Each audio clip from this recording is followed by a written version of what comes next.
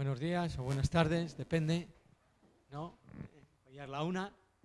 Nada, voy a presentar aquí al último ponente de la mañana, que espero que le conozcáis todos. Se llama Pablo Coca, es profesor de aquí del campus. Es un intelectual de las plásticas, de las artes plásticas y bueno, os va a hablar pues un poco de los retos que va a tener desde el punto de vista visual, que es una de las cosas que él trabaja, pues cómo la formación del profesorado, cómo está en el ambiente educativo, etcétera. Yo creo que es muy interesante y creo que bueno, que nos ilustrará bastante bien. Aquí os dejo con él y nada.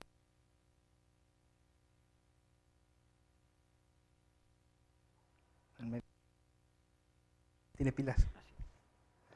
Bueno, buenos días. Gracias, Jesús. Bueno, cuando se preparó el Congreso, como los retos de la educación en el siglo XXI, una de las cuestiones que nos planteamos y que, bueno, daba la casualidad de que yo estaba trabajando en esos momentos, era sobre la influencia que tenía el mundo de la imagen en la sociedad actual, ¿no? Para eso se planteó, en el marco además de un máster, se planteó un proyecto sobre la cultura visual, la influencia en la formación de los futuros maestros. Ya que estamos en la Facultad de Educación, creíamos que lo ideal sería trabajar con estudiantes, en este caso de educación primaria, y del programa de estudios conjuntos de educación infantil y primaria. La investigación, de alguna manera, que voy a explicar un poco, se plantea en esos términos, sobre todo porque nos interesa mucho entender, en primer lugar, o hacer un diagnóstico de cómo la gente joven, de en torno a 20, 25 años, fundamentalmente, que es el ratio de edad que tienen nuestros estudiantes, pues enfocaban o trataban con los elementos o los artefactos que pertenecen al mundo de la cultura visual. De esta manera, la investigación parte sobre todo de una preocupación previa. Yo, antes de trabajar en la universidad, trabajé durante 16 años en un museo de arte contemporáneo y bueno, fui coordinador del departamento de museo de esas características, donde la cultura visual tiene una gran presencia, por un lado, porque hoy en día cuando hablamos de cultura visual, no solamente hablamos de la publicidad o de la moda, sino que hay una serie de debates desde los años 70. Creo que hay gente que quiere entrar, pero no sabe por dónde entrar. Son mis alumnos, además. Así que...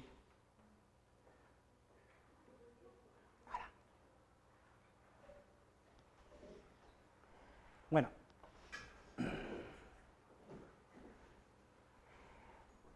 Retomo el hilo. Desde los años 70 se produce en la creación artística un debate sobre lo que era hasta entonces entendido como alta cultura, o las famosas bellas artes, basadas en la pintura, en la escultura y en la arquitectura, pero hay un debate sobre todo a través de la proliferación de dispositivos tecnológicos en aquellos momentos, como eran sobre todo la televisión y el cine.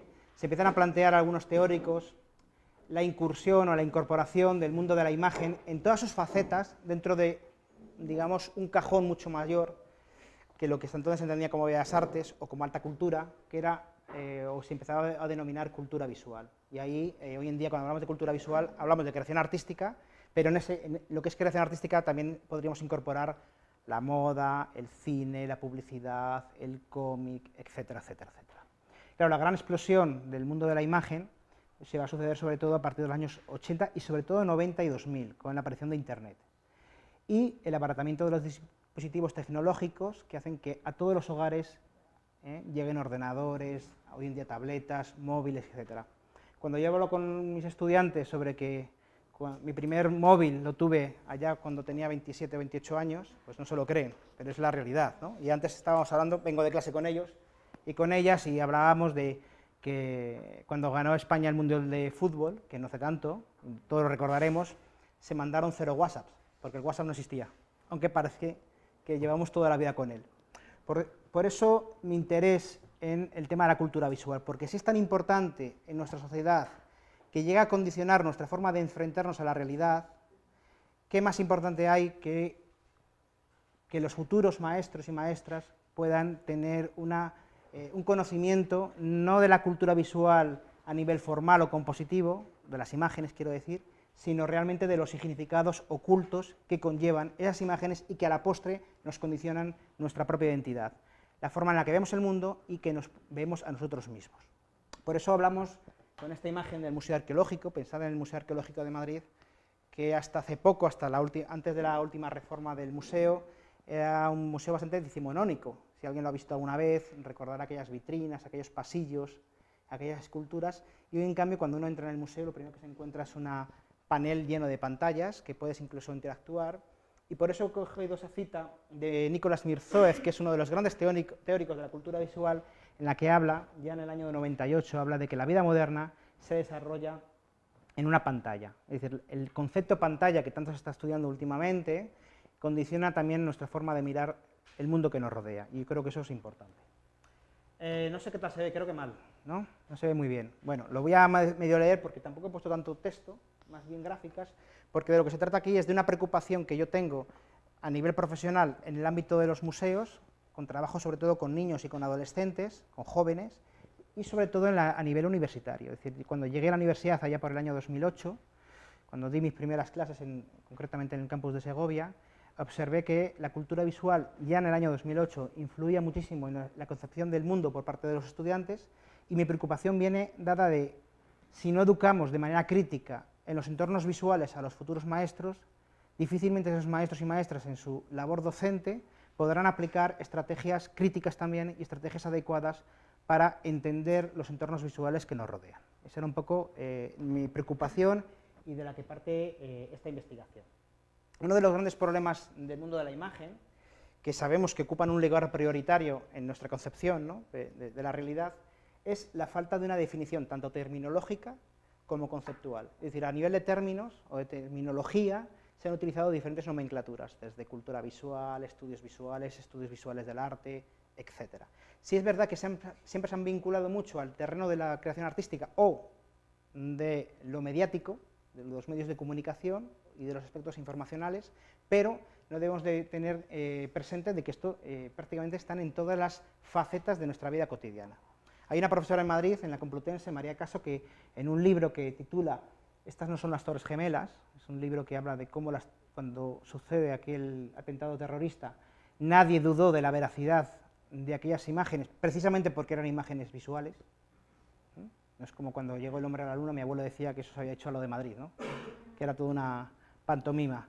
Pero cuando suceden aquellos atentados, nadie duda de aquel atentado porque lo estamos viendo en directo y a través de la televisión. Y le damos un grado de veracidad enorme, como ocurría con la radio, y si conocen aquella famoso relato de Orson Welles, ¿no?, cuando empieza a anunciar que los extraterrestres están invadiendo Estados Unidos, como parte de la población americana enloqueció, o salió a comprar víveres, etcétera, porque daban tal grado de veracidad a la radio que nadie dudaba de esa verdad, ¿no?, que se pronunciaba. Por tanto, esto se ha estudiado mucho en muchas disciplinas, pero lo que más me interesaba es que entendiéramos esa prioridad visual en la forma en la que nos enfrentamos a la realidad. Cuando hablamos, como he dicho, de cultura visual, hablamos tanto de lo visual de las imágenes como los dispositivos que les dan cobertura, móviles, tabletas, etcétera, y que gracias a ese abaratamiento se han extendido hasta tal punto que hay numerosos estudios sobre el uso de este tipo de dispositivos y la influencia que tienen en nuestras vidas, que luego veremos a lo largo de este estudio o de esta investigación. La ausencia de una terminología concreta o de un ámbito conceptual que estudie de una manera muy específica la cultura visual ha hecho que desde otras disciplinas como la lingüística, la sociología, la nueva historia del arte, etcétera, se intenten hacer estudios sobre, por ejemplo, en el caso de la sociología, sobre la influencia social que pueden tener los medios de comunicación o las imágenes, o desde el punto de vista de la historia cultural del arte, cómo los artefactos culturales, artísticos o no, o populares, están impregnados de discursos, por ejemplo, de género, ¿no? El hecho, por ejemplo, de que apenas haya mujeres en la historia del arte, y no es por su incapacidad artística, sino por su ocultamiento o exclusión de los ámbitos académicos, ¿eh? Esto no solamente en el mundo del arte, sino en otras disciplinas también. Por tanto, muchos de los estudios sobre temas de cultura visual se hacen desde otras disciplinas que no es que sean ajenas plenamente a lo visual, pero sí que son, digamos, tangenciales. Por tanto, podemos hablar de que cuando hablamos de cultura visual hablamos de un concepto transdisciplinar o interdisciplinar, que se puede afrontar desde muchos ámbitos. Por tanto, desde la educación lo que tenemos que entender es que tal vez el análisis de la cultura visual viene dado para intentar averiguar esos discursos ocultos y esos mensajes ocultos que aparecen en los entornos visuales e incluso en los dispositivos. Hay diferentes análisis o definiciones del término cultura visual. A mí me interesan, por ejemplo, dos de ellas, la de Tavin o la de Fernando Hernández de la Universidad de Barcelona. En ambos van un poco a, digamos, a tratar de desvelar esos mensajes o esos significados o ese entramado discursivo oculto, ¿no? Tanto en la creación del conocimiento como en la construcción de la identidad. Antes, hablando con los estudiantes, comentábamos, por ejemplo, cómo se construyen los anuncios de televisión, ¿no? ¿Cuál es nuestro concepto de cuerpo? Nuestro concepto de cuerpo dista mucho del concepto que tenía Rubens en el siglo XVII, o el que se tenía a principios del siglo XX. Si a principios del siglo XX las personas, por ejemplo, muy blancas de piel, representaban un estatus social, hoy en día es porque no han ido a la playa. Y para ir a la playa es casi una obligación ir de vacaciones. El año pasado yo no fui de vacaciones y todo el mundo me decía, pero ¿cómo no vas de vacaciones? Era casi como una obligación, ¿no?, el tener que ir de vacaciones. Y además hay que ir a ciertos sitios. Y si no, fijaros en los programas de televisión, desde Callejeros, Españoles por el Mundo, Castellanos y Leoneses por el Mundo, etcétera, como cuando llega el mes de abril o mayo, casi todos los viajes, ¿dónde se hacen? Básicamente a las Seychelles, a las Maldivas. O sea, hay una obligación de hacer un consumo de ciertos productos también de carácter visual, que en el fondo están mediando construcciones significativas y construcciones culturales, porque siempre tenemos que tener en cuenta, como dice Mitchell, por ejemplo, que la cultura visual se basa en dos facetas fundamentales. Por un lado, en la visión, ¿de acuerdo?, y por otro lado, en la visualidad. La diferencia entre un concepto y otro, o sea, la cultura visual o los artefactos visuales, tendrían como dos componentes fundamentales. La visión se refiere al acto biológico, al acto de mirar. Ojo, la mirada también va cambiando a lo largo de la vida y a lo largo del tiempo. Nuestra mirada necesariamente no es la misma que la que tenían mis abuelos, por ejemplo. Yo siempre comento, si a mi abuela, que era analfabeta, no sabía leer ni escribir, le hubiéramos puesto un cuadro con una señora con los ojos en una bandeja, ella sabría, por su educación, que era Santa Lucía. Si se lo pongo a mis estudiantes no lo sabría ninguno, seguramente. Pero en cambio mi abuela no sabría lo que significa una arroba o un hashtag, en cambio yo sí. Es decir, cómo la mirada se va transformando a nivel cultural y a nivel temporal, ¿no? Por tanto, aparecería un segundo concepto que es la llamada visualidad. La visualidad no es más que una construcción cultural. Miramos a través de nuestra cultura y miramos a través de un contexto. Es decir, es una mirada contingente, hecha en un lugar y en un tiempo concretos. Bueno, creo que se ve algo mejor, ¿no? Bueno, cuando hablamos de la investigación, obviamente tuvimos que tener diferentes fases en ese proyecto. En primer lugar, tuvimos que hacer una revisión bibliográfica, es decir, una revisión del estado del arte o de la literatura especializada, tanto a nivel general como a nivel educativo. Sobre todo centrándonos en las investigaciones centrales, por ejemplo, de autores como Fernando Hernández, como Mitchell, como Tavin, como Mirzoeff, como Paul Duncan, etcétera, pero también aquellas otras investigaciones más recientes que habían hecho estudios similares, bien con alumnos y alumnas de secundaria, incluso de primaria, o, en el caso que nos ocupa, de la formación superior, es decir, de la formación en facultades concretamente de educación, como la nuestra. Después de esa revisión, tanto a nivel de cultura visual y de artes visuales, nos enfocamos en lo que eran los aspectos educativos, es decir, si la cultura visual es un conglomerado mucho mayor que lo que tiene que ver con la educación es una faceta que se ha extraído de ese conjunto de artes visuales y de cultura visual para intentar llevar al mundo de la escuela, más mal que bien, la educación en los entornos que nos ocupan, ¿no?, en los entornos visuales. Después se trabajó otro tema que ahora está muy en boga, que es el tema de las alfabetizaciones. Es decir, si históricamente había un tipo de alfabetización de carácter textual, hoy en día las alfabetizaciones van más bien dirigidas al mundo de lo mediático, de lo visual, etc. Y eso ha hecho que surjan numerosos conceptos, como es alfabetización audiovisual o visual, alfabetización mediática, alfabetización, por ejemplo, hacker, ecologías de aprendizaje, etc. Y todas se dedican a estudiar desde diferentes ángulos, desde diferentes aristas de este concepto, lo que sería la influencia social y educativa de los entornos visuales. Y después se hizo una exploración a nivel legislativo, es decir, a nivel de la normativa educativa, desde las leyes de la ley de SECO europea, incluso otras de mayor rango, como pueden ser las extraídas o las que derivan de la ONU o de la UNESCO, hasta las guías didácticas, las guías docentes de nuestra facultad, especialmente centradas en las asignaturas del área en el que yo trabajo, ¿no?, que es el área didáctica de la expresión plástica, es decir, cómo, digamos, el argumentario normativo sobre el aprendizaje en los entornos visuales se plasma en el día a día en nuestras aulas, en la Facultad de Educación e incluso en la educación primaria, ¿no?, a través de las diferentes reformas también legislativas, pues desde la LOGSE, etcétera, ¿no?, hasta llegar a la actual. Por tanto, nos centramos después de hacer ese estudio, en la parte más de alfabetización audiovisual o visual y mediática.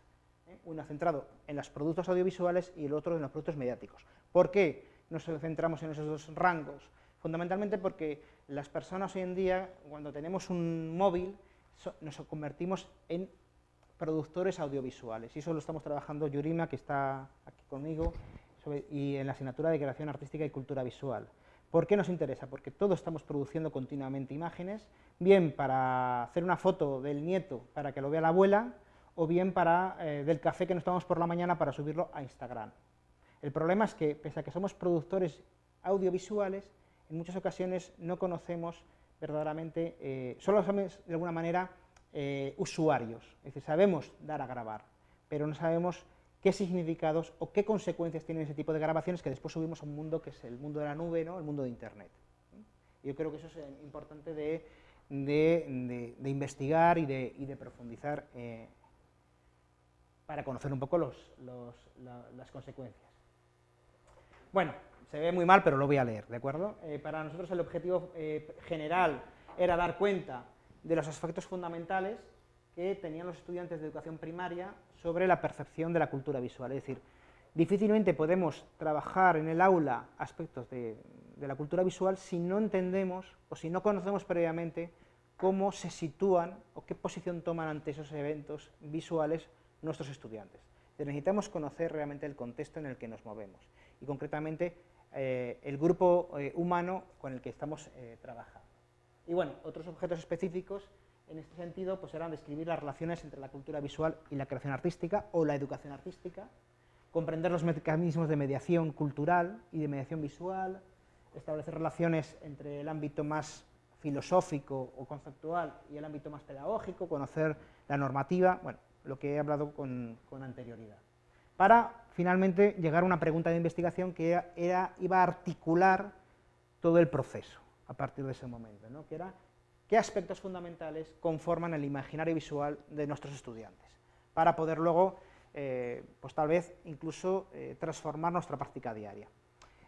Realmente nosotros teníamos ya un diagnóstico, pero no estaba basado en datos y en hechos, y la investigación es al final tienes que basarlo en datos lo más objetivos posible. En este sentido, tenemos que decir que nosotros empezamos a trabajar con proyectos audiovisuales con los alumnos ya hará 5 años aproximadamente.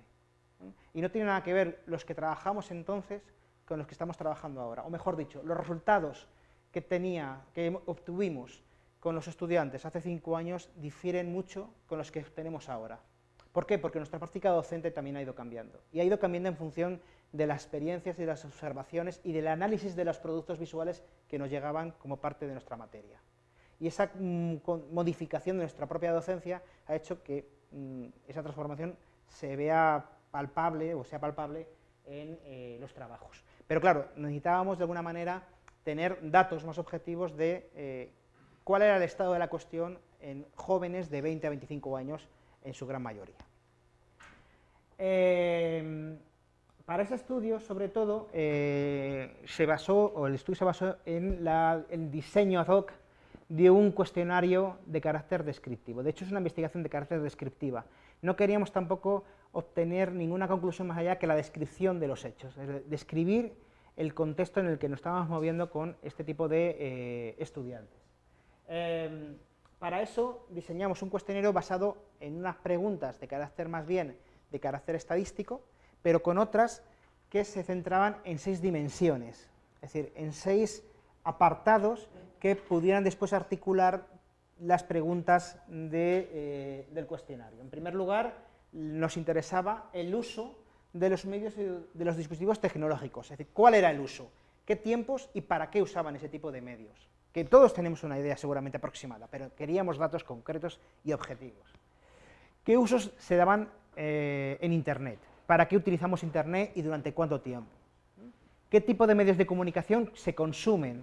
¿Qué tipo de programas de televisión, de redes sociales, etcétera, ¿no?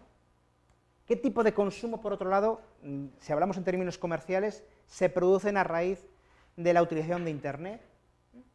¿Qué tipo de producciones audiovisuales ellos consumían y producían? Y finalmente, ¿cómo se relacionaba todo este cóctel de conceptos y de dimensiones con la educación artística, tanto dentro de la facultad como fuera? Es decir, como tanto dentro en los estudiantes como en los ámbitos, sobre todo, de la educación primaria, de la enseñanza formal.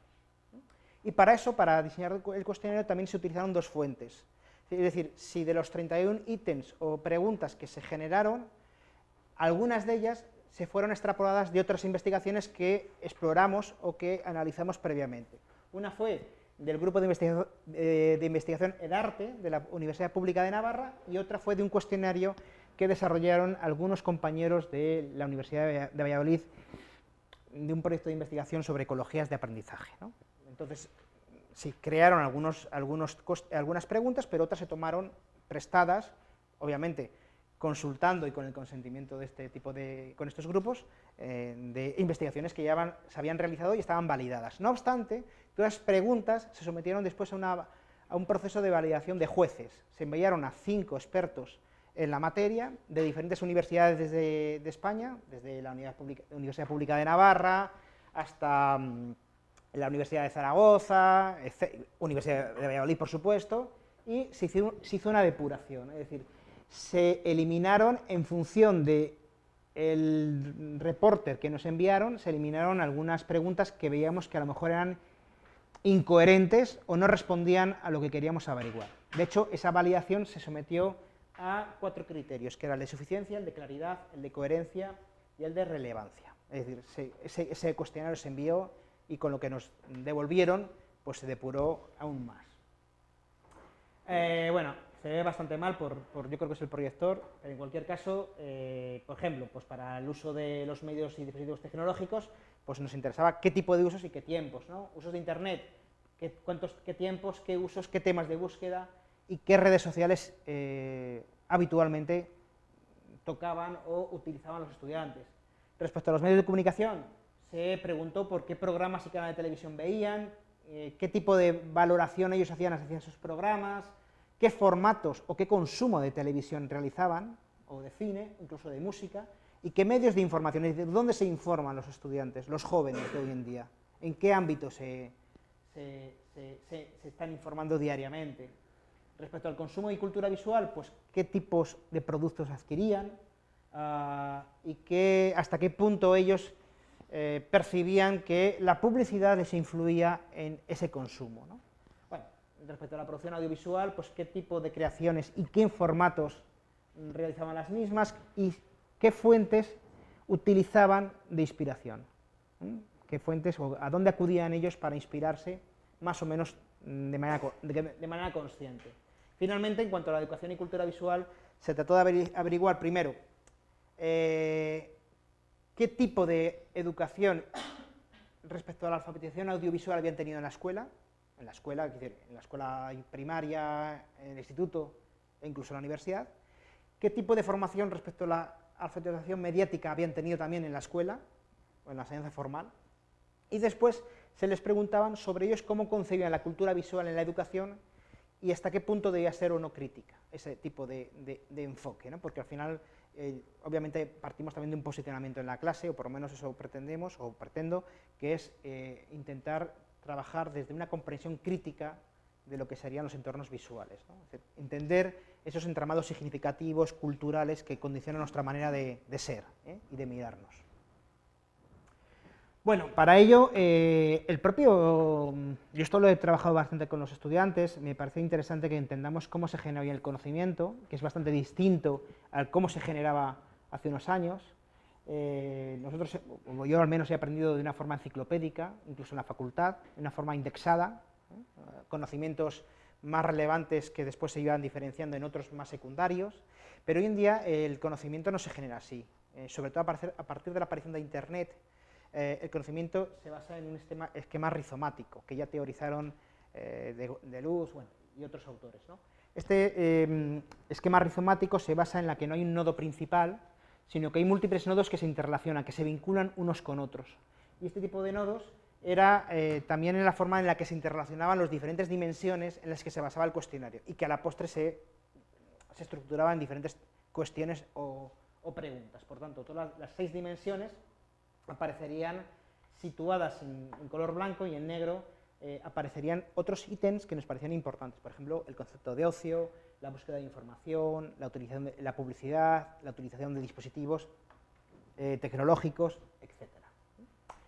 Datos. Este cuestionario se pasó a todas las aulas o a todos los a todas las asignaturas de fundamentos de la educación plástica y visual de los 4 campus de la Universidad de Valladolid, a Soria, Segovia, a Valladolid y a Palencia, por supuesto.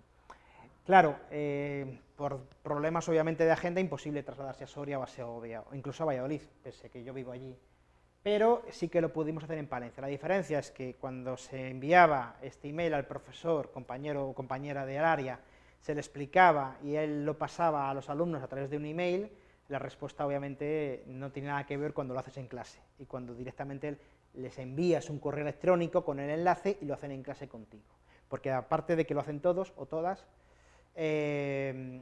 las cuestiones o las preguntas que surgen se las puedes aclarar en el momento. Por tanto, de los 444 estudiantes matriculados en las asignaturas de fundamentos de educación plástica y visual, de educación primaria, y en el caso de Palencia y Segovia también del programa de estudios conjuntos de infantil y primaria, de los 444 obtuvimos 140 respuestas. De las 140 respuestas, de 168 estudiantes, por ejemplo, en Valladolid, solo respondieron 23. 44 en Palencia, 59 en Soria y 14 en Segovia y 14 en Soria. Pero en Palencia también hay un desfase. ¿Por qué? Porque yo no daba primaria, y a primaria también se lo envié por email, y respondieron muy poquitos. En mi clase, este año, como les tengo, lo he vuelto a hacer, aunque no está metido en este estudio, esta parte, pero ya tengo casi el 90% de los estudiantes de Palencia. Pero en aquella ocasión solo respondieron mayoritariamente los estudiantes del programa de estudios conjuntos, que es los que yo tenía en clase. En cuanto a estadísticas, a datos estadísticos que siempre tomamos en los cuestionarios, pues por ejemplo, a nivel de la Universidad de Valladolid, la mayoría de los estudiantes estaban sobre todo entre los 18 y los 20 y los 21 y los 25, mayoritariamente. Hay algún caso de personas mayores de 25, pero son minoritarios. Se ve fatal, se ve muy mal. No sé, porque yo ahí lo veo fenomenal, pero bueno. Otra cosa que nos interesaba era conocer las experiencias artísticas previas al desarrollo de la asignatura.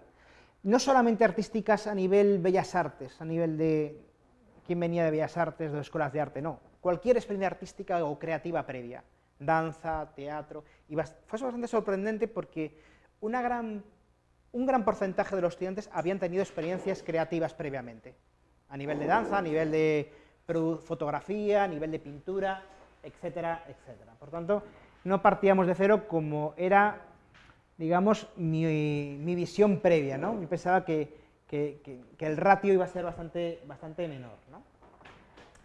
Ya empezando con las primeras dimensiones, concretamente la de usos de medios y dispositivos tecnológicos, nos dimos cuenta de que la mayor parte de los alumnos, por ejemplo, utilizaban más de 4 horas diarias el teléfono móvil. De hecho, entre 2 horas y 5 horas, estamos hablando del 65%.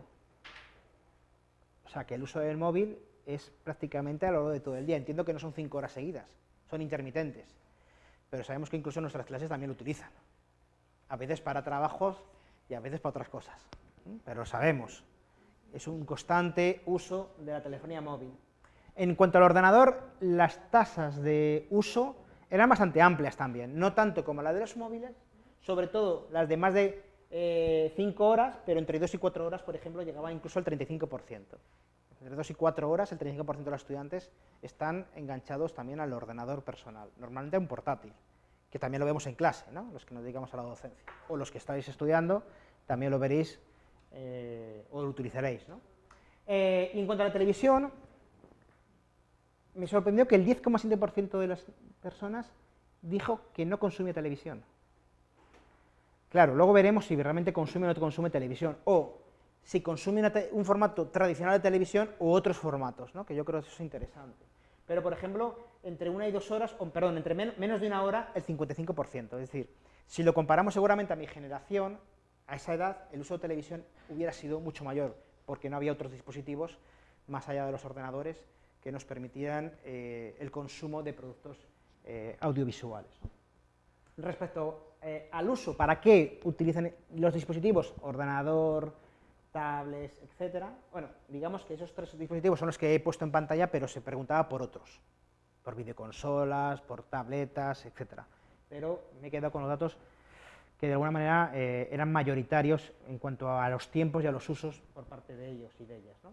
Por ejemplo, en cuanto a los usos, pues el teléfono, a través del teléfono, el 72% creo que es, utilizan el teléfono para escuchar música, y el 50% para el ordenador. Luego habrá otra pregunta que diga, ¿y hay vinilos o hay otro tipo de formatos? Y apenas utiliza la gente ese tipo de formatos. O sea, la mayoría es a través de YouTube, Spotify o otro tipo de descargas.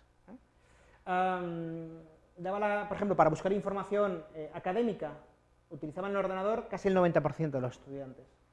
O para buscar otro tipo de información generalista, el 69% lo hacía a través del ordenador y casi el 80% a través del teléfono. Es decir, el teléfono se convierte en un centro de operaciones a través del cual prácticamente hacen cualquier tipo de búsqueda, de uso, desde... Muchas veces les pregunto, ¿habéis ido a algún concierto? Sí. ¿Cómo habéis comprado las entradas? Nadie lleva una taquilla a comprar entradas, o casi nadie. Bueno, a lo mejor yo iría por una... ¿no? Pero la mayoría de los jóvenes lo hacen a través de las redes de Internet, ¿no? Es decir, era una forma de entender los usos que ellos daban a los dispositivos que tanto usan, valga la redundancia. En cuanto a Internet, pues, por ejemplo, más de 5 horas, el 52% de las personas utiliza Internet diariamente. Y el 32% de 2 a 4, es decir, que estamos hablando que el 84-85% utiliza entre 2 y más de 5 horas. Me parece una barbaridad, ¿no? No pensé en ningún momento que esos tiempos fueran tan exagerados para la concepción previa que yo tenía. ¿Y para qué usan Internet? Pues, por ejemplo, pues el 80% para escuchar música, el 73% para ver programas audiovisuales, para enviar correos el 92%, es decir, para buscar información académica el 82%, para buscar información generalista el 86%, etcétera. Es decir, usos habituales en estas edades, ¿no? Respecto a las redes sociales, yo que soy un pagano bastante, digamos, soy un experto en las redes sociales, y que aunque las tengo, pero no las uso prácticamente, una cosa que me sorprendió es que Facebook no era tan utilizado como yo pensaba, y la red social que más utilizaban era Instagram. Claro, Instagram yo no sé ni manejarla, tengo el perfil, pero no sé manejarla, nunca he subido una foto. Si alguien entra en mi perfil verá que tengo, no sé cómo se llama, ¿no? El baúl vacío, ¿no? No he subido jamás una imagen. Pero, por ejemplo, Facebook, más de 5 horas, prácticamente nadie, o en cuanto a tiempos, menos de 1 hora, el 47,9%, pero veíamos que el uso era muy diferente, por ejemplo, a Instagram o a WhatsApp, ¿no? El WhatsApp que también está considerado como red social. Y en cuanto al uso de esas redes sociales, pues daba la casualidad de que, por ejemplo, el contacto o la comunicación con otras personas, el WhatsApp e Instagram volvían a ser las mayoritarias, la búsqueda de información, pero sobre todo hemos observado que se basan, o que el uso de las redes sociales es para buscar información, pero sobre todo para contactar, para vincular, ¿no? Para hacer vínculos con otras personas, para subir información o conectarse con otras personas. Y YouTube solo tenía presencia considerable o bien para los trabajos o bien para el consumo de productos audiovisuales. Ahí sí que tenía digamos una tasa, incluso para el ocio, ¿no? Una tasa importante. Respecto a los medios de comunicación y la alfabetización mediática, que van obviamente de manera vinculada, los canales más vistos, sí, era Antena 3, ¿no? Con el 67,9%, pero al mismo nivel que las plataformas digitales. Es decir, hoy en día casi el 70% de los jóvenes ven tanto programas mayoritarios o generalistas, vamos a llamarlo así, sobre todo Antena 3, como plataformas como Netflix, HBO, Amazon Prime, etc. Que era algo que a mí me sorprendió. Yo pensé que sería una tasa amplia, pero no hasta ese punto. Y en cambio Telecinco, que yo pensé que iba a ser bastante consumido por jóvenes, no creo que me engañaran, porque obviamente eso era anónimo, el cuestionario, como no puede ser de otra manera, pero solamente el 37% veía, ¿no? Muy lejos de Antena 3, por ejemplo. Y la pregunta que se hizo sobre qué grado de alfabetización mediática ellos habían experimentado en la enseñanza formal, por ejemplo, pues un amplio margen, hablamos pues del 33, del 26, del 23%, hablaban de poco, muy poco o nada. Es decir, apenas esa competencia que aparece en las normativas, aunque aparezca de manera transversal, era atendida por la enseñanza formal, ¿no? Podríamos hablar luego también de la alfabetización audiovisual, ocurre lo mismo, apenas la enseñanza formal de manera específica y adecuada se trabaja o es trabajada desde el aula. En cuanto a tipos de música, bueno, pues no me sorprendió el pop, pero sí me sorprendió, por ejemplo, el reggaetón. Casi el 70% de los estudiantes consumen reggaetón habitualmente. En tercero el rock, el flamenco y el trap. El trap, esa mezcla, no sé cómo decir, sui generis de rap, ¿no? y reggaetón. Entonces veíamos que ese tipo de músicas, que yo también me he podido ver en mi día a día pues, con sobrinos, etcétera, esa música un poco enlatada, ¿no? Pues aparece muy habitual en el día a día de los jóvenes. El tipo de consumo mayoritariamente es YouTube o Spotify, apenas nadie compra música, la proporción era básicamente minoritaria y los medios o dispositivos, como ya hemos visto anteriormente, eran el ordenador y sobre todo el teléfono móvil. Respecto al consumo, les propusimos una pregunta sobre cuando uno consume o compra un producto por internet, ¿a qué criterios atiende mayoritariamente? ¿No? Y aquí, por ejemplo, hablaban, de la credibilidad, ¿no? De la credibilidad, obviamente, del lugar donde te venden ese producto o del producto. Casi del 63%, de la calidad del 59%, del precio. Hay estudios sobre el precio de los productos que se compran por internet, e incluso del feedback de autoestima que te produce cuando compras un producto a bajo coste. O sea, hay gente que cuando coge una ganga por internet, eso le repercute en una mayor autoestima. Innovación, belleza, pero en cambio sofisticación me sorprendió, no sé si se entendió bien a lo mejor este argumento, pero solamente el 10%, y yo creo que es algo que los jóvenes quieren comprar cosas sofisticadas, innovadoras, donde haya un perfil, no sé, diferenciador, ¿no? en los productos que consumen, o por lo menos esa es la percepción que yo tenía. Respecto a la producción audiovisual, observamos que, bueno, a nivel de consumo, pues la música era mayoritaria, junto con la fotografía y el vídeo. En cambio, otras como el diseño, la ilustración, el dibujo, apenas aparecían reflejados. Es decir, obviamente la fotografía es seguramente el soporte creativo o la producción audiovisual más común, las fotos con los móviles, seguido por el vídeo y la música, que yo entendía más como algo más de consumo que como de producción. Y la finalidad de esa producción audiovisual, sobre todo, era para registrar la realidad, por ejemplo, para compartir, ¿no? Bueno, apenas había ninguno para crear ingresos económicos, cuando hoy sabemos que los niños, una de las prioridades cuando dicen que quieren ser de mayores es que quieren ser youtubers o influencers. Y estos todos son profesiones nuevas, generadas en entornos digitales y en entornos visuales, ¿no? Pero en cambio nuestros jóvenes apenas nadie percibía que la producción audiovisual que ellos tenían pudiera servir para, bueno, para generar ingresos o para, como un estilo o como una vía profesional, ¿no? ¿Qué fuentes de inspiración utilizaban para crear sus propias producciones audiovisuales? Por ejemplo, el 86% hablaba de la imaginación. Lo que producen, las fotos, los vídeos, es producto de su imaginación. Había un 70% que hablaba de Internet. Internet es el modelo a seguir para ese 7 de cada 10 estudiantes. O, por ejemplo, la música o la publicidad, hasta un 20%. Pero sobre todo era la imaginación y Internet. Seguramente dentro de Internet, pues las redes sociales también tienen mucho que decir. Y a través de qué medios compartían esa información, pues WhatsApp e Instagram, como se puede ver en el gráfico inferior, sobresalía respecto al resto, ¿no? El 91,7% de las producciones audiovisuales se compartían en Instagram, estamos hablando de más de 9 de cada 10, y el 84,5% por WhatsApp. Cuando yo hago una foto o me llega un meme de estos, pues lo comparto, ¿no? O cuando lo produzco yo. Bueno, aquí se crea una controversia que quiero detenerme un momento.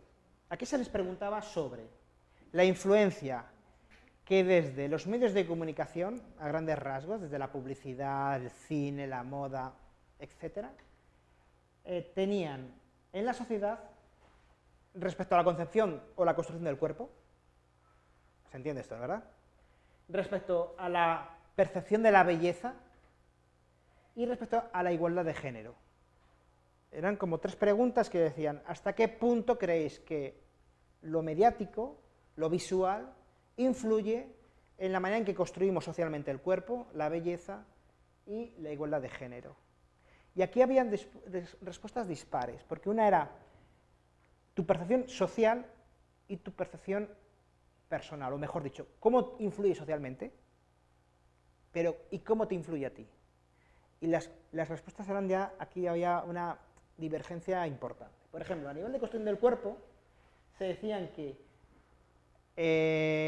Internet, la cultura visual, influía en torno al 92% en términos de bastante o mucho. Pero cuando se les preguntaba cómo les influía a ellos o a ellas, aquí ya había una diferencia. Del 92% se pasaba al 37%. O sea, solo el 37% de los estudiantes admitía que la cultura visual les influía a la hora de construir el concepto de cuerpo. Pero veían que a nivel social influía hasta un 92%. ¿Se entiende, no? ¿Sí? En cuanto a la concepción de la belleza, es decir, hasta qué punto construimos el concepto de belleza a partir de los medios visuales, ocurría un tanto lo mismo. El 92%, bastante o mucho, influía en cómo influía socialmente el concepto, la construcción de la belleza. En cambio, por ejemplo, solamente el 38% admitía que les influía a ellos o a ellas. Y en cuanto a la igualdad de género, ¿hasta qué punto los medios o lo visual influye en la percepción de igualdad de género? De nuevo, vemos una disparidad de opiniones entre los que cómo lo ven socialmente y cómo lo ven a nivel personal. A mí ese dato me pareció interesante, ¿no? Porque siempre hemos pensado que la cultura visual influye en cómo vemos la realidad y cómo nos vemos a nosotros mismos. Pero hay una fisura ahí, ¿no? Hay digamos, una disparidad importante.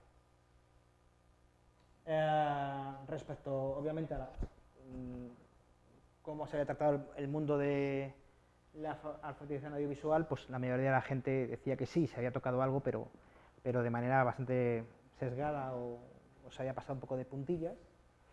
Y en cuanto al conocimiento crítico de la cultura visual, pues ¿qué importancia le daban ellos? Pues hasta un casi 50% decían que mucho, ¿no? Que había que... tenemos que tener en cuenta que este cuestionario se pasó antes de dar el tema de cultura visual, para no condicionar los datos, ¿no? En cambio, ellos pensaban que no era tan importante en términos de muy poco, poco o nada, en un 1%, un 2%. Es decir, desde mi punto de vista, creo que ellos y ellas tienen la concepción de que es importante hacer un estudio en profundidad y crítico sobre la influencia que tiene la cultura visual en las sociedades actuales, ¿no? Más allá de que luego en el día a día sean más o menos conscientes. Respecto a qué enfoque se debería dar a la cultura visual a nivel educativo, pues bueno, la mayoría de nuevo vuelven a, digamos, a decantarse por actitudes críticas, por encima de otros tipos de actitudes más instrumentales, ¿eh? O actitudes más tradicionales de la cultura visual. Es decir, no es tanto aprender a ver compositivamente una imagen, sino aprender a ver o a entender los contenidos ocultos de esas imágenes, o incluso aprender a entender cómo circulan esas imágenes y qué intereses hay detrás de esas imágenes. Porque al final, cuando hablamos de construcción del cuerpo, hay intereses detrás. Cuando hablamos de construcción de la belleza, también hay unos intereses detrás. Finalmente, el proyecto se llevó a una discusión general, unas conclusiones, en la que bueno, pudimos concluir por los datos obtenidos.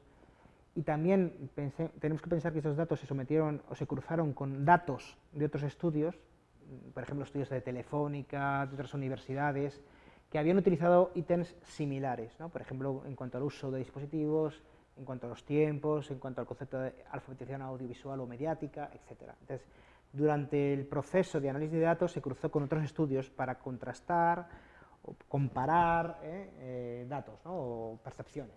Y la verdad es que la mayoría de los estudios coinciden en esos términos, más o menos porcentuales, pero en esos términos son similares en unos estudios a este que se realizó aquí, ¿no?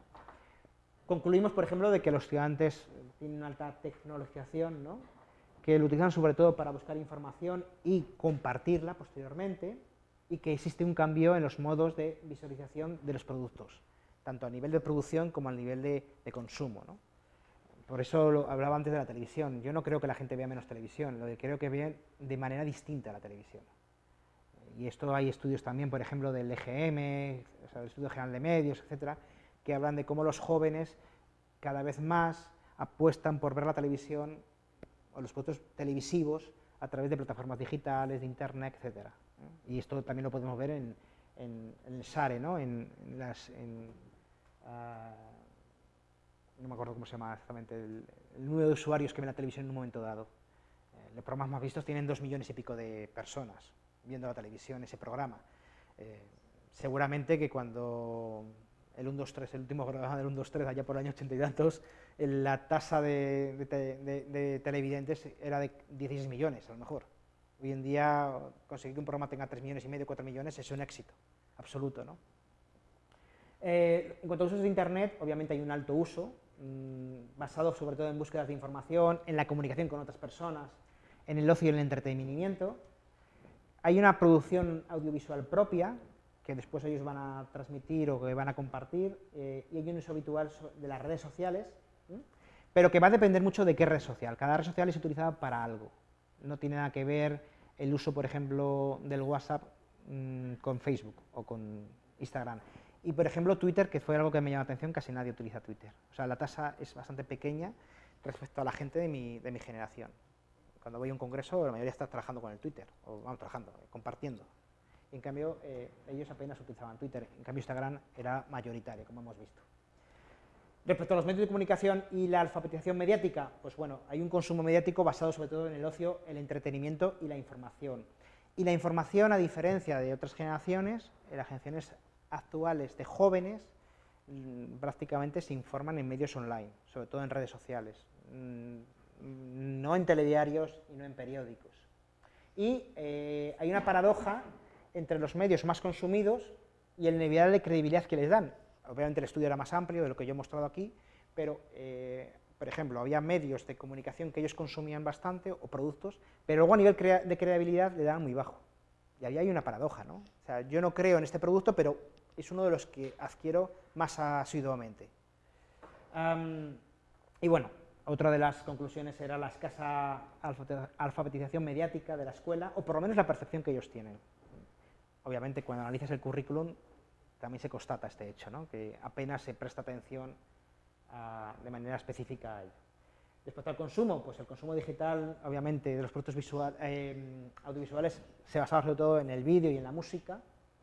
Hay un reconocimiento de la influencia social de la publicidad en el consumo y hay una mayor repercusión sobre todo de Internet, de las redes sociales que están dentro de Internet y de la televisión, que también está dentro de Internet en la mayor parte de los casos. Por tanto, Internet al final es un todo. La producción, es verdad que gran parte o la mayoría se basaban en foto y en vídeo y era algo mayoritario, y más escaso, pero también muy amplio, su posterior compartimentación, ¿no? O compartición. Y algo que me llama la atención era la escasa repercusión que tienen jóvenes de entre 20 y 25 años de los personajes públicos, comparado con otro tipo de estudios con adolescentes y con niños, donde es un hecho muy claro. Apenas los youtubers o los influencers tenían repercusión en sus vidas, o por lo menos no les influían para nada, pero en otros estudios y en revistas como Comunicar, me acuerdo de un artículo, hasta qué punto había influencers que a niños de 12 y 13 años les influían muchísimo, ¿no? Hasta el punto de quererse dedicarse a eso, ¿no? Por tanto, aquí, por ejemplo, es algo que me sorprendió de que no se apreciaba una repercusión importante. Finalmente, para terminar, en cuanto al binomio educación y cultura visual, pues la mayor parte de ellos entendía que había una alta influencia de la percepción respecto a la construcción identitaria de lo que somos como personas, una escasa presencia en la escuela de la alfabetización audiovisual, una necesidad por parte de sus respuestas de implementar un modelo de carácter crítico que profundice en esos discursos, en esas mediaciones culturales y en esos entramados significativos que conllevan cualquier artefacto de carácter visual, y cómo el currículum debería contemplar, ¿no?, la presencia, una mayor presencia y más específica de estas materias. Bueno, para finalizar, simplemente, es un estudio que se llevó a cabo durante como 6 meses aproximadamente, que no está cerrado porque, pese a que las respuestas fueron como 140, ya tenemos más respuestas, pero la idea es seguir haciéndolo en el tiempo, sobre todo porque creo que los datos no van a variar mucho, sobre todo porque los jóvenes entre los 20 y los 21 viven, digamos, en una generación, en este caso dentro de la universidad, pero que no hay unos cambios, yo creo, importantes de un año para otro. Pero bueno, yo creo que es importante seguir aumentando, digamos, el universo, ¿no?, del estudio. La idea es tener una radiografía, especie de radiografía o de percepción de cómo ellos ven la cultura visual. No se trata tanto de jóvenes, en este caso lo son, pero se trata sobre todo de futuros docentes. Entonces, si entendemos que la cultura de lo visual está presente en todas las facetas de nuestra vida, desde que somos bebés prácticamente, desde que nos ponen el bebé Einstein, ¿no?, en la televisión con 6 meses de edad, y si es verdad que vemos más de 700 imágenes diarias y diferentes, ¿no?, en nuestra vida cotidiana, creemos que es importante modificar la presencia de los entornos visuales en la escuela y obviamente en la formación superior. Por mi parte nada más, y muchas gracias.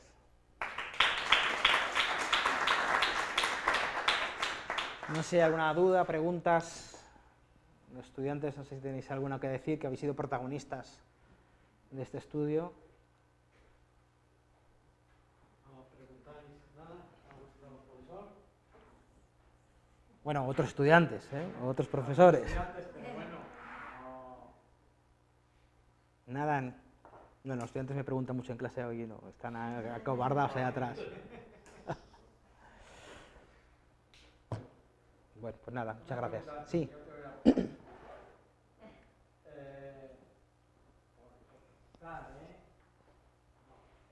cuanto a todo lo que has expuesto, claro, tú lo has planteado desde el punto de vista de los campus de aquí de Valencia, de la Universidad de Valladolid. Pero se puede trasladar a otros del territorio nacional, porque claro, eso también es Sí, un modo operandi diferente. Segundo, ver también, que creo que sería interesante, si las motivaciones que hay de esto visual puede llevar también a modificar, ¿no?, los modos de la cultura visual hacia, por ejemplo, la enseñanza plástica, ¿no?, la educación plástica que se ha dejado ahora. hombre, en principio el estudio está hecho para tener esa valoración, ¿no?, esa percepción que ellos tienen y que se traslade a la persona que trabaja con ellos, pero sobre todo para transformar en cierta medida la docencia, para llevarlo a un terreno más crítico, para que ellos sean conscientes de esas posibilidades educativas, para que cuando hagan la práctica profesional lo puedan llevar a ese terreno. Es verdad que yo hablo desde la creación artística o desde la educación artística, pero no creo que sea más allá de las valoraciones más artísticas, se puede llevar a otras facetas, otras disciplinas, posiblemente por también ese concepto que tiene la cultura visual de interdisciplinariedad, ¿no? Entonces, en primer lugar, yo creo que ese es el objetivo, ir modificando la docencia para hacerlo más cercano a ellos, atender más a sus problemáticas, a sus percepciones, y después que ellos sean conscientes de ello para llevarlo al aula de una manera más adecuada.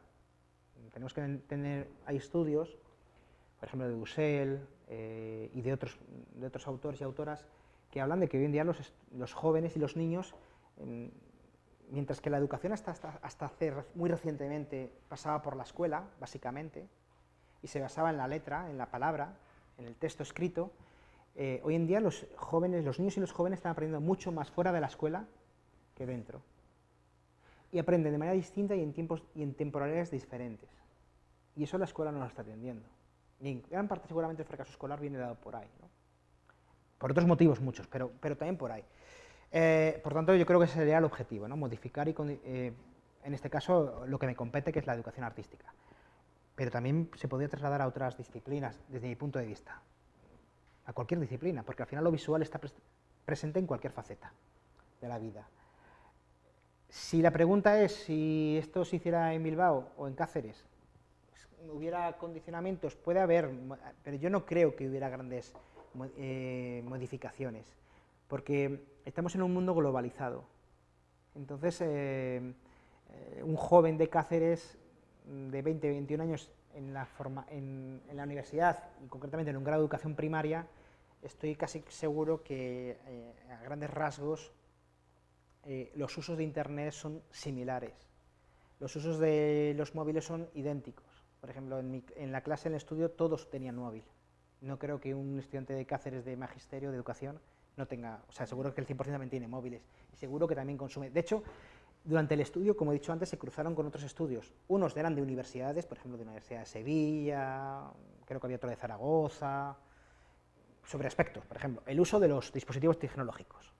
Y solo me centré en una comparativa entre los datos que yo tenía, que había extraído del cuestionario, y los datos que ellos habían obtenido de su estudio. Y les comparabas, y hombre, a lo mejor allí era el 95 y aquí era el 93, o el 90, pero no había grandes variaciones. De hecho, lo queremos llevar ahora a una universidad de Portugal, y estoy seguro que, hombre, en vez de Antena 3 pondré un canal portugués, pero estoy seguro que el consumo de televisión, de música, será similar, porque estamos hablando de una cultura globalizada.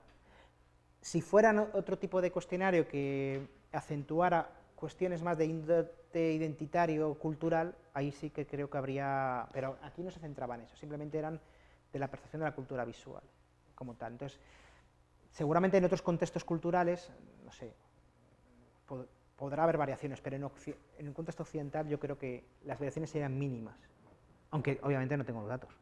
Pero a nivel nacional, por los cruces de datos que yo he tenido, eran prácticamente idénticos. De nada. Quería preguntar unas cuestiones puntuales.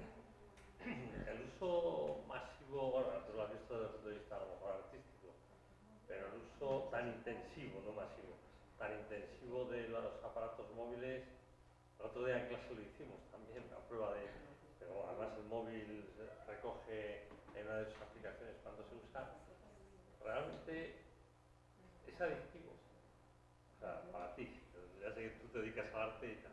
Y en segundo lugar, tú has hablado de la producción audiovisual, pero claro, producción o de la supuesta producción audiovisual. Sí, supuesta.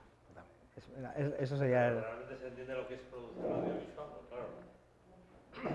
Yo hace poco, el año pasado, organizamos un curso sobre LinkedIn, no tiene nada que ver con el tema, tiene que ver, pero no tiene que ver tanto.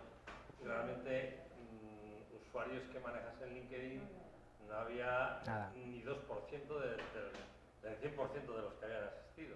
Es decir, que cuando la producción audiovisual además tiene un contenido artístico, o debería de tenerlo, o puede tenerlo. creativo, sí. Puede tenerlo, ¿no? Entonces, ¿qué es producción audiovisual? Subir fotos, ni siquiera eso, porque la utilización de un móvil desde el punto de vista de la fotografía requiere casi un aprendizaje, es decir, no es tan fácil. No. Es fácil sacar una foto, pero producir una foto con calidad adecuada al móvil que tú tienes no es igual. No, en realidad, de hecho, el término productor audiovisual es un término que entra dentro incluso del lenguaje capitalista, ¿no? El hecho de producir. Y de hecho hay un artículo de Manuel Aguirre y de todo el grupo del proyecto Edarte que habla de eso, de que utilizan producción audiovisual como una nomenclatura, como un nombre, digamos, que se entienda, pero que realmente encierra ya en sí mismo unas segundas intenciones, porque cuando uno produce está hablando en esos términos, ¿no? En términos económicos, y a lo mejor es mejor hablar de creadores audiovisuales. Yo creo en general, no solamente con ellos, sino en general la gente no produce audiovisualmente. Si solamente hablamos de términos creativos, o sea, hace vídeos y hace fotos, pero hablar de términos creativos es otra cosa. Por eso también, sobre todo en nuestras disciplinas, es importante tanto el dar al botón como saber qué ángulo, qué luz, porque yo siempre lo digo, ni hay ninguna foto, ningún vídeo que sea subjetivo. Perdón, que sea objetivo. Todos son subjetivos. Incluso las cámaras de seguridad son subjetivas en cuanto alguien las coloca ahí por una motivación concreta. Incluso los artistas que se dedican a hacer imágenes objetivas con cámaras, que utilizan cámaras de autopistas y tal, también son subjetivas. Hay grados de subjetividad. Pero cualquier fotógrafo, en función del ángulo de cámara, en función de que quiera, o sea, al final hay un ojo detrás. Y como tal, hay una intencionalidad. En ellos también hay una intencionalidad.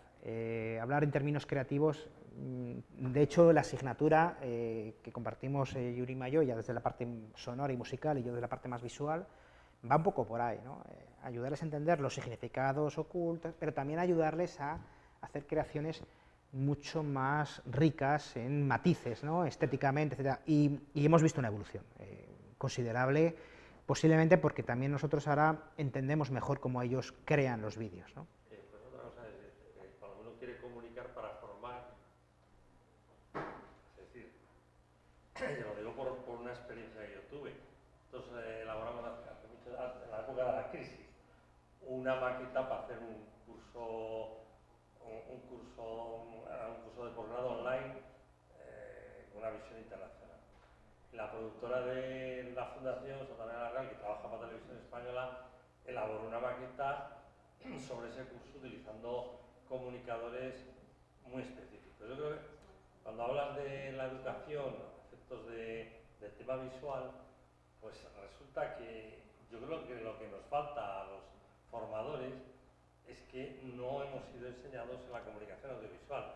Porque yo veo a aquellos señores que no eran formadores, aunque habían participado en algún máster, tal, no sé qué, pero su profesión no tenía nada que ver con la educación. Y sin embargo eran buenos, no, más que buenos. De tal manera que yo me llegué a pensar que yo no valía para la educación. Es decir, llegas a pensar, bueno, si realmente yo oyendo esta maqueta me puedo enterar a 20 minutos de maqueta, de todos los contenidos, que algunos sean complejos, con esta facilidad de aprendizaje, simplemente viendo una pantalla y viendo un señor, es que algo estamos haciendo mal, ¿no? Y es que los educadores no hemos sido formados en una comunicación audiovisual, que por otro lado, tu estudio refleja, y yo también lo creo, que es la única alternativa de futuro, es decir, todo el mundo utiliza una pantalla, es decir, o lleva una pantalla, sea el móvil, fundamentalmente el móvil, ¿no? Entonces, bueno, yo creo que ese es un... Claro, formar, cuando los propios formadores no hemos sido enseñados en la comunicación, es complejo. Es muy complejo, porque además nosotros somos casi paracaidistas en este sentido, porque hemos aterrizado en un momento dado. Los jóvenes hoy en día han crecido con ello, ¿no? Entonces, sobre todo yo creo que la propia institución no tiene la idea de la comunicación, lo importante que es, ¿no? Es que esto es un hecho real, esos datos son vamos, reales totalmente. Es decir, los chavales manejan esto es su motor. Claro, pero hay un autor que se llama, claro, pero hay un autor que fue el que se llama Prensky, que allá por el año 2001 bautiza a esta generación como nativos digitales, ¿no? Y en los últimos años hay otro autor que se llama Kress, apellida Kress, que habla de que no son tan nativos digitales. Es decir, nativos digitales lo entendemos porque se han criado con ello, pero al final tienen un funcionamiento casi